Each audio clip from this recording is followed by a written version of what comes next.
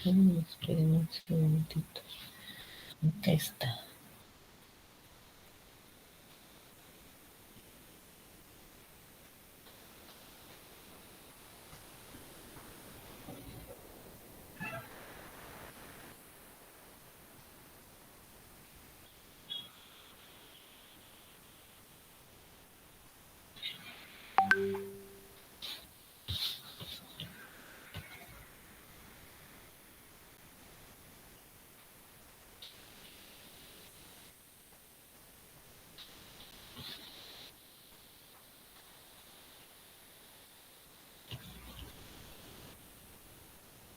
Aquí está, lo vamos a compartir.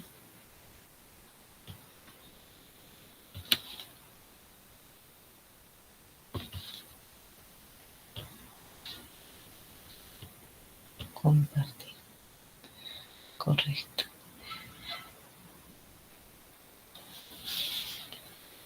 Entonces, acá vamos a tener lo que es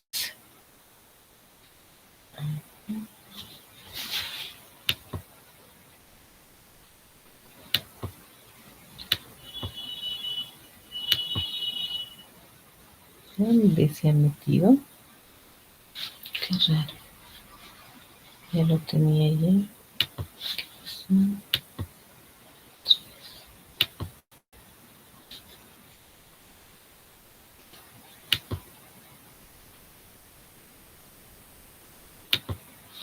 Correcto. ¿Se puede ver mi pantalla? Bien, excelente. Con respecto a historia de la anestesia, es muy importante saber cómo es que ha empezado todo, ¿no? Para entenderlo. Nosotros en anestesiología, nuestros tutores, nuestros docentes, nos contaban, ¿no? De cómo era que tenían que dar anestesia. A lo que más el doctor más antiguo hablaba acerca de que tenía que medirle la presión a su paciente con el tensiómetro que nosotros usamos diariamente en consultorio ambulatorio. Tenía que tomarle la presión, la frecuencia cardíaca. Si dudaban de algún proceso más, tenían que hacerle un EKG en el intraoperatorio, lo cual era un poco difícil, ¿no? Pero todo eso era parte de lo que fuimos para mejorar todas nuestras técnicas. ¿Para qué? Principalmente por el paciente. Antiguamente, como les comentaba a sus compañeros, la mortalidad en sala de operaciones era alto y muchos de esos problemas ocurrían debido a la anestesia, no necesariamente a la cirugía que estaban siendo sometidos los pacientes. Entonces, cuando hablamos de la etapa preanestésica, hablamos de dolor, hablamos de sufrimiento por parte del paciente, porque no teníamos lo necesario para hacer una adecuada cirugía, ¿no? Y prácticamente las primeras personas o los que han puesto en práctica la anestesia eran personas que requerían que se dé, cirujanos, odontólogos, ¿no? ¿Por qué? Porque ellos veían el dolor a diario. Entonces, en lo que es etapa preanestésica, vamos viendo que quienes los primeros que empezaron a utilizar plantas medicinales, ¿no? Y sus principios químicos, que era de adormecimiento, de somnolencia, ¿no? De bajar el estado de alerta del paciente principalmente, ¿no? Entonces utilizaban todas estas hierbas, como era la mandrágora, el beleño, la belladona, el estramonio, la cicuta, dormidera, cáñamo, ¿no? Entonces todas estas plantas hicieron extractos de estos y darles al paciente, ¿no? Para que no sintiera dolor. También practicaron muchas iatrogenias, diríamos, ¿no? Porque ¿qué hacían? Producían contusión cerebral, los hacían a los pacientes desmayar, hipoxia cerebral, para que puedan operar, o también seccionaban las raíces nerviosas para que el paciente no sienta dolor al momento de la operación. También hacían aplicaciones de frío, ¿ya? Y también practicaban el hipnotismo. Entonces, como ustedes pueden ver, ¿no?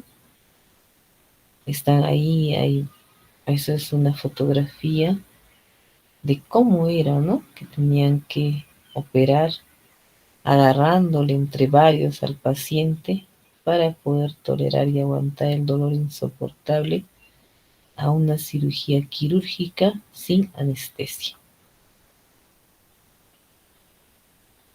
3000 años antes de Cristo, Asirios inició lo que es la hipoxia cerebral para poder operar a sus pacientes.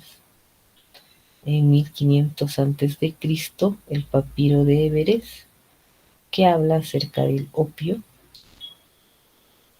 1000 años antes de Cristo, Avicena, que hablaba acerca de la mandrágora mastina. Hipócrates, ¿no? En 466 años antes de Cristo ya nos hablaba de una esponja soporífera. Esta esponja soporífera, ¿de qué trataba? Trataba de todos estos hierbas, ¿ya?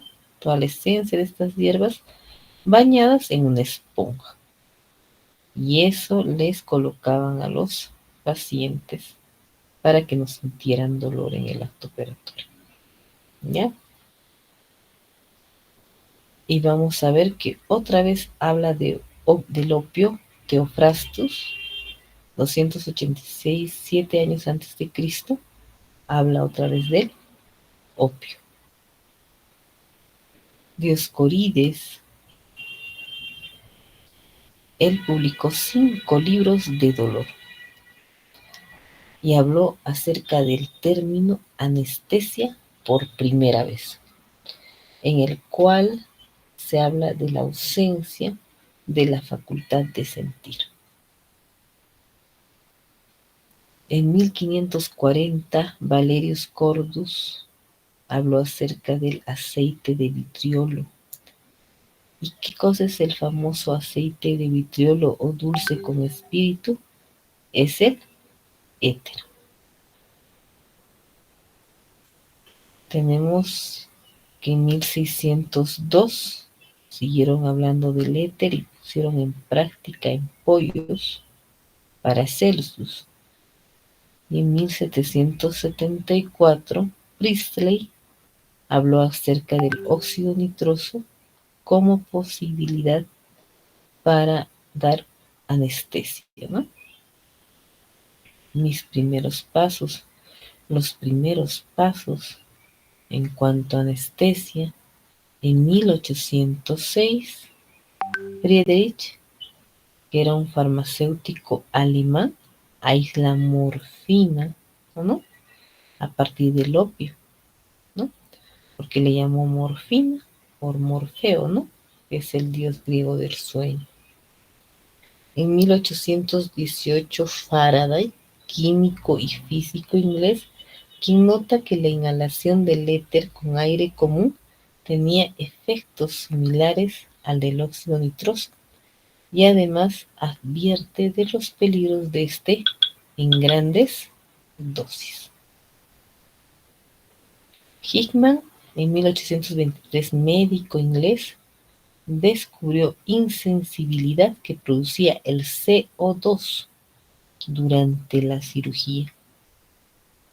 Anestesió animales bajo una campana, desautorizado y tachado de loco, porque el CO2 produce alteraciones fisiológicas, neurológicas, que producen daño al paciente, ¿no? 1841, Jackson, químico y geólogo americano, que durante demostración química inhala éter y descubrió el alivio del dolor. Charles Jackson, enseñó ¿a quién? A William Morton. Acuérdate de William Morton porque es uno de los principales personajes en la historia de la anestesiología. En 1842, Crawford, médico americano, usó anestesia con éter para remover 2 tumores de un niño llamado James Venable. Reportaron en 1849 cuando Morton ya lo había hecho un poco más antes, ¿o no?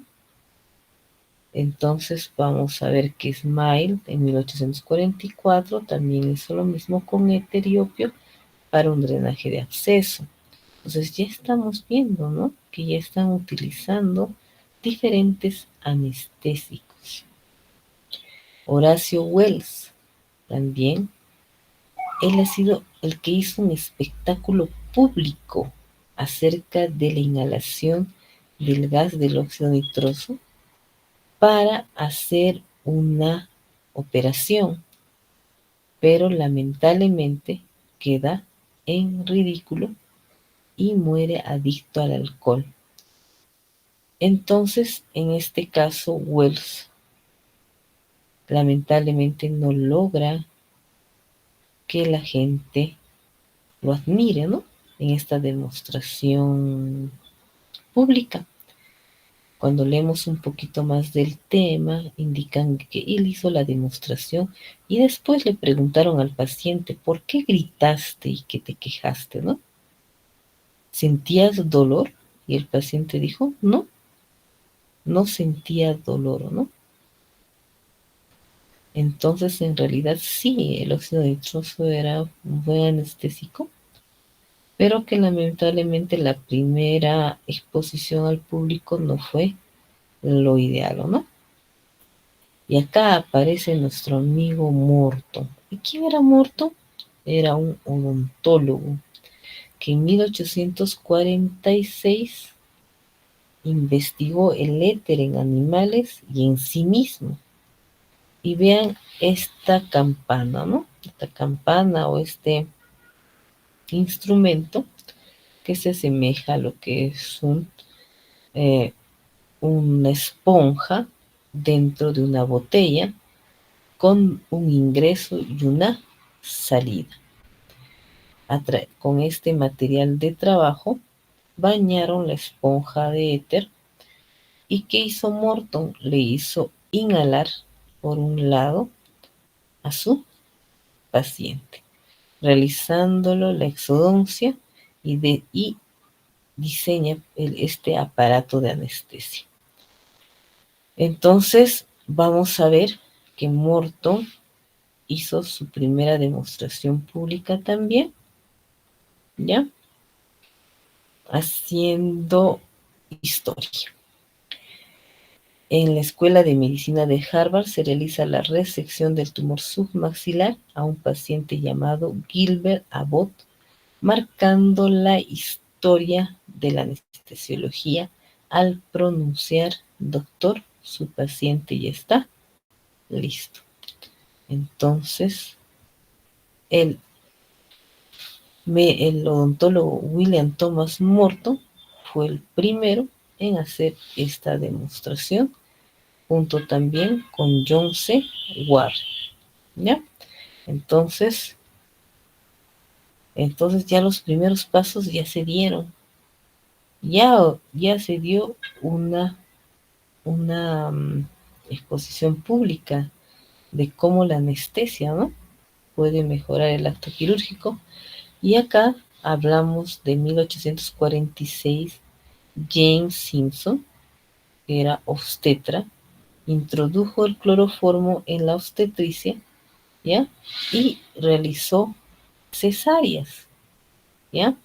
Pero se vio que la mortalidad por anestesia con éter iba de 1.2 en 30.000 pacientes, o 1 en 2.600, es decir, versus, ¿no? Entonces, parirás sin dolor, él decía. Pero ¿qué pasa? Que en esos tiempos la religión católica era más fuerte, ¿no? Donde dice que tienes que parir con dolor, ¿no? Entonces un poco de rechazo hubo a esto.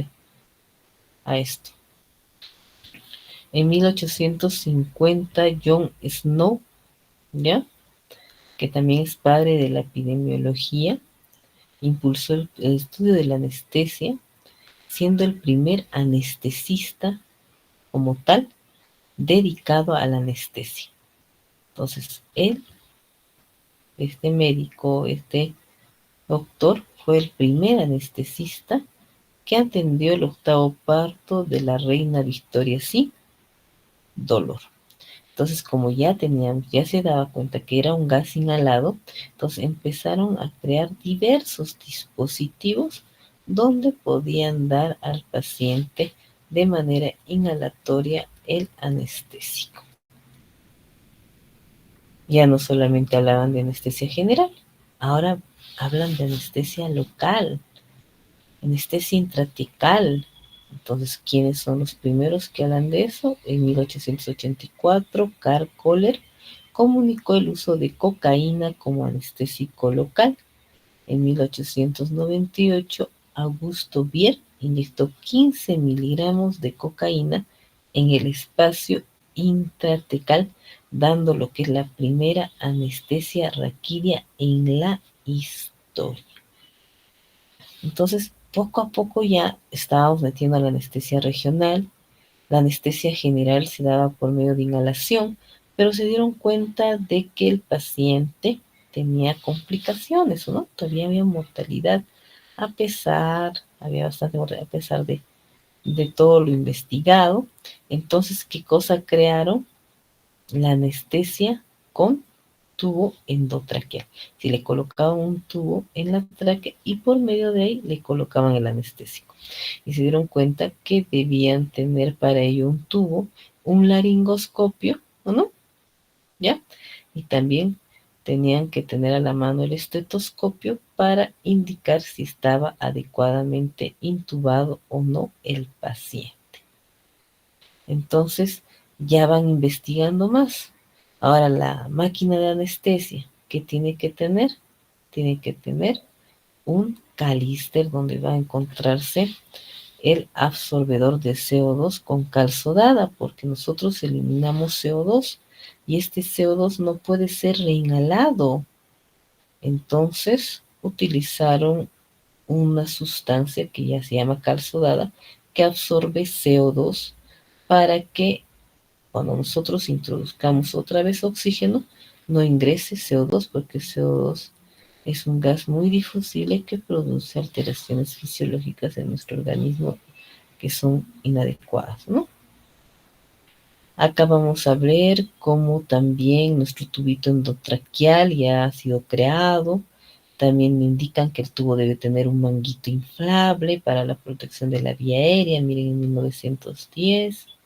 En 1911 ya hablan de bloqueos regionales a nivel del plexo braquial. Kulinkaf, ¿no? El bloqueo a nivel supraclavicular en 1911. Y está hablando de estos bloqueos que ahora en la práctica clínica se hace cada vez más frecuente. En 1922, Gödel describe las etapas y los planos de la anestesia. Poco a poco se van a dar cuenta que cuando a los niños sometemos una anestesia inhalatoria pura, ellos tienen etapas que generalmente lo bloqueamos cuando apenas ponemos la vía periférica colocando nuestros anestésicos. Y en 1928, importantísimo, la introducción del curaré, que es el relajante neuromuscular para la anestesia clínica general, ¿no? Muchos procedimientos, si el paciente no está adecuadamente relajado, no se podrían realizar si no fuera por este gran descubrimiento. Entonces, miren qué diferencia, ¿no? De los aparatos que hemos estado viendo a este aparato que ya con una bolsa de reservorio, ¿no? Acá debe de estar el anestésico inhalatorio y por el otro lado la introducción hacia el paciente, ¿no? En 1920, McGill propone anestesia inhalatoria a través de los tubos endotraqueales, ya con mayor seguridad, y imagino con mayor pericia y experiencia de hacer este procedimiento. En 1920 y 1960 se realizan múltiples pruebas con diferentes gases en busca del ideal para la práctica anestésica. Entonces pasamos del éter ¿a cuál? Al alotano, ¿no? El alotano. El alotano todavía, los doctores antiguitos todavía hablan acerca del alotano, ¿ya? Y tenemos en 1934 Lundy introduce lo que es el tiopental como anestésico endovenoso. Entonces ya empezamos a hablar no solamente de la anestesia inhalatoria, sino de la anestesia endovenosa. Entonces acá también de lo que era solamente el curare, ahora de a partir del curare se ha preparado la tubocurarina en 1946 como relajante neuromuscular. En 1947 ya no estaba la cocaína, ahora está la lidocaína, miren. En 1949 ya no está la detubocurarina, sino ahora está la succinilcolina. En 1957 se prepara la bupivacaína. Ya no teníamos solamente lidocaína, también ahora tenemos bupivacaína. Y en 1960 ya mira cómo se ve ya esta máquina de anestesia, mira con sus balones de oxígeno, con su ventilador, miren, ya, con su ambú, con sus corrugados correspondientes para el ingreso de anestésico inhalatorio. Definitivamente diferente, ¿no? Acá está, miren, el vaporizador, ¿no? Lo que colocamos el anestésico inhalatorio, a través del cual colocamos el anestésico inhalatorio, miren como ya ante el mundo se está formulando una máquina de anestesia que contenga todos estos, que contenga cal sodada para absorber el CO2, que contenga el vaporizador para dar el anestésico inhalatorio, ¿no? Que contengan el ventilador, ¿ya? Entonces ya con eso hacemos que la anestesia sea cada vez más segura. En cuanto a nuestros anestésicos inhalatorios, la mayoría eteralotano, todos ellos son demasiado hepatotóxicos. Por eso cada vez se ha ido mejorando con lo último que son los anestésicos halogenados, los cuales utilizamos actualmente en la práctica clínica, como es el sevoflurano, enflurano, isoflurano, ¿no? Con el caso de la anestesia endovenosa, en 1963 se sintetiza la ketamina. Acuérdense que la ketamina es el anestésico endovenoso de guerra que se utilizaba en los pacientes que habían ido a la guerra para amputaciones. Entonces, ya hemos tenido cómo ha mejorado los anestésicos inhalatorios, pero también los anestésicos endovenosos. Los anestésicos endovenosos, lo que pasa, que estos anestésicos endovenosos tienen que durar el tiempo que dura la cirugía. No vamos a tener los 24 horas bajo efectos de estos anestésicos endovenosos. Entonces lo que se requería es que sean seguros, pero también que tengan corto tiempo de acción, lo cual no se lograba mucho con lo que es el tiopental. Y por eso se introdujo a la práctica clínica el propofol, ¿no? Y actualmente, miren, desde 1996 tenemos el remifentanilo, que es un precursor del fentanilo, y el fentanilo fue lo primero la morfina primero, luego el fentanilo, y luego viene el remifentanilo en orden de descubrimiento. Y este remifentanilo se utiliza actualmente con mayor frecuencia porque su eliminación es más rápida, es a nivel plasmático y no se almacena o no se queda mucho tiempo en el organismo, ¿ya? Entonces tiene muy buena farmacocinética. Y gracias a eso se pueden hacer las cirugías más seguras. Entonces, ¿de qué en realidad trata todo? Trata de eso, ¿no? Que en cuanto a lo que es anestésicos, que la anestesia sea lo más segura posible. Acuérdense que primero se descubrió la cocaína, después la lidocaína y después la bupivacaína. ¿Alguna pregunta, chicos? Hola, hola.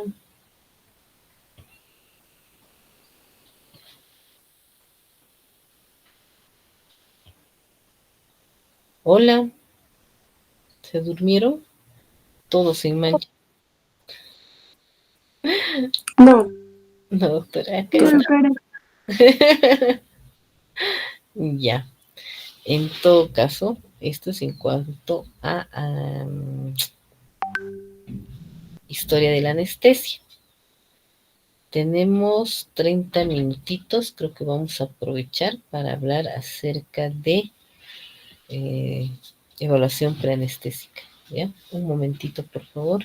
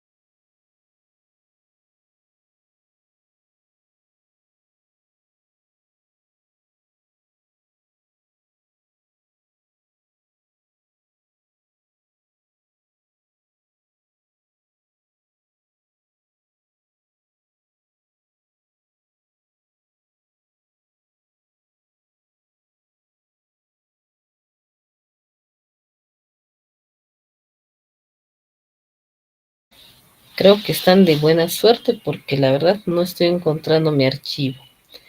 Pero avanzaremos hasta este punto. ¿Ya? ¿Alguna pregunta que tengan, por favor? Creo que les ha quedado claro que al siguiente clase vamos a tener un pequeño examen. Estudien, por favor, lo que es historia de la anestesia. Más bonito lo van a encontrar en el libro que les envía. ¿Ya? A ver los alumnos que faltan, que les anote, por favor. ¿Quiénes son? Abarca, por favor, doctorita. Jazmín Abarca. Un ratito, ¿ya? Voy a Ya. estar volviendo a entrar a la página. Que estamos.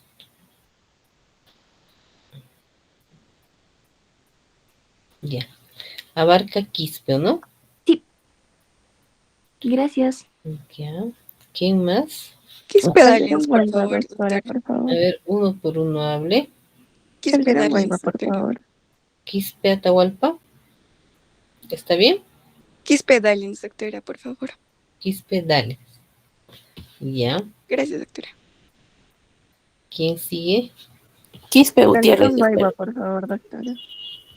Quispe Gutiérrez. Ya. ¿Quién más? Calderón Guayba, por favor, doctora. ¿Cómo dices? Calderón Guayba. Calderón. Un momentito. Cuellar. Calderón Guarua. Sí, doctora. Ya. ¿Qué más? ¿Quién más? ¿Quién más? Calderón Guarua. ¿Quién más? ¿Nadie más? Ya chicos, nos vemos la siguiente clase.